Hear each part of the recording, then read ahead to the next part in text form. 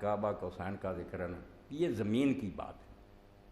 غضب یہ ہے کہ لوگ ریفرنس ٹو دی کنٹیکسٹ کرتے ہی نہیں، قرآن نہیں نکال کر دیکھتے، یہ عبارت آئی کہاں؟ یہ نہ آسمانوں کی بات ہے، زمین کی بات ہے۔ اللہ کہتا ہے کہ رسول نے ایک کو دیکھا کہ وہ آسمان کے کنارے پر، پھر وہ نیچے اترا اور زیادہ قریب آ گیا، حتیٰ ہو گیا کعبہ کوسین عوض۔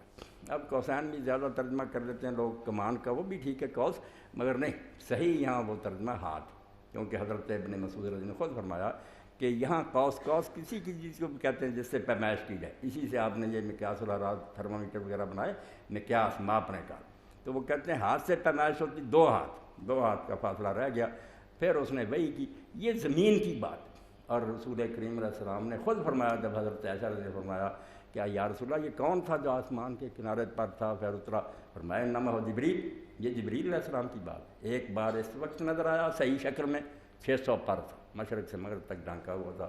دوسرا پھر فرمایا آگے بڑھ ولا قدرا نظرۃ اخری، دوسری بار آپ نے اس کو دیکھا عند سدرۃ المنتہی، سدرۃ المنتہی کے پاس، وہاں دوسری مرتبہ اصل شکل، پوری زندگی میں اصل جو شکل ہے ملک کی 2 مرتبہ وہ نظر آیا، ایک زمین پر، ایک وہاں سے ذرا۔ یہ قرآن مجید آپ دیکھ لیں، یہ کعبہ کوسین نا آسمان کے کنارے پر، وہاں سے نیچے آیا، بالکل قریب آ گیا، یہ بات جبریل علیہ السلام کی ہے اور زمین کی ہے۔